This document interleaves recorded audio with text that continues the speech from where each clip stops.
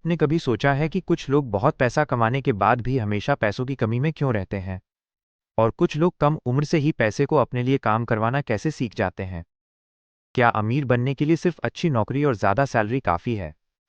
Rich dad poor dad किताब का सबसे बड़ा सवाल यही है। इस किताब के लेखक रॉबर्ट कियोसाकी बताते हैं कि अमीर और गरीब लोगों के बीच सबसे बड़ा अंतर हमेशा उनकी कमाई नहीं होता, बल्कि पैसे के बारे में उनकी सोच होती है।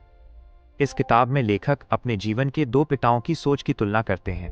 एक थे उनके असली पिता, जिन्हें किताब में पुअर डैड कहा गया है। वे पढ़े लिखे थे और नौकरी तथा सुरक्षित भविष्य में विश्वास करते थे। दूसरे थे उनके दोस्त के पिता, जिन्हें रिच डैड कहा गया है। उन्होंने ज़्यादा औपचारिक शिक्षा नहीं ली थी, लेकिन उन्होंने बिजनेस और पैसे को समझना सीखा था। दोनों की सलाह अलग थी, और इन्हीं दो अलग अलग सोच से रॉबर्ट ने पैसे के बारे में बहुत कुछ सीखा। अध्याय 1। अमीर लोग पैसे के लिए काम नहीं करते। बचपन में रॉबर्ट और उनके दोस्त माइक ये समझना चाहते थे कि अमीर कैसे बना जाए।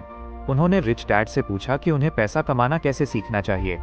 रिच डैड ने उन्हें सीधे पैसे देने के बजाय एक छोटी सी नौकरी करने को कहा। दोनों बच्चों ने एक दुकान में काम करना शुरू किया। काम कठिन था और पैसे बहुत कम मिलते थे। कुछ समय बाद रॉबर्ट परेशान हो गए। उन्हें लगा कि इतनी मेहनत के बदले इतना कम पैसा क्यों। रिच डैड ने इसी स्थिति को एक सीख में बदल दिया।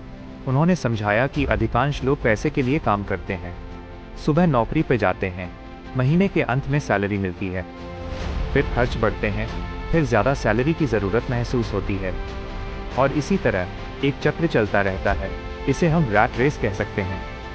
यानी व्यक्ति लगातार काम करता है, पैसा कमाता है, खर्च करता है, और फिर अगले महीने फिर से पैसे के लिए काम करता है। रिच डैड का संदेश था, सिर्फ ज़्यादा पैसा कमाना सीखना काफ़ी नहीं है, पैसे को समझना भी ज़रूरी है। अध्याय 2। अमीर लोग पैसे की शिक्षा लेते हैं। स्कूल हमें गणित, विज्ञान और दूसरे विषय सिखाता है, लेकिन बहुत से लोगों को स्कूल में ये नहीं सिखाया जाता कि पैसा कैसे काम करता है, एसेट क्या होता है, लायबिलिटी क्या होती है, कैश फ्लो कैसे बनाया जाता है, टैक्स और बिजनेस की बेसिक समझ क्या है।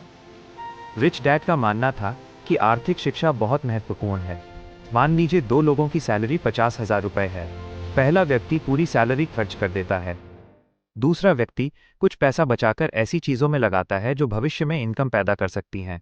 दोनों की सैलरी समान है, लेकिन समय के साथ उनकी फाइनेंशियल स्थिति अलग हो सकती है। इसलिए सिर्फ इनकम देखना पर्याप्त नहीं है।